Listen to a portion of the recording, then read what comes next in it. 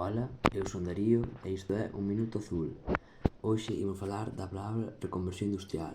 A palabra reconversión ven do latín re, que significa de novo, e convertere, que significa transformar.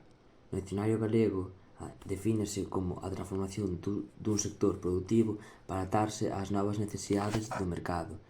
En castelán dice reconversión industrial, en francés reconversión industrielle, en inglés industrial restructuring, en portugués reconversión industrial. En Galiza este proceso foi moi relevante nos anos 80, afectando a construción naval, sobre todo en Vigo e Ferrol. Aínda hoxe notamos estes pequenos cambios en outras industrias que pechan pola falta de traballadores.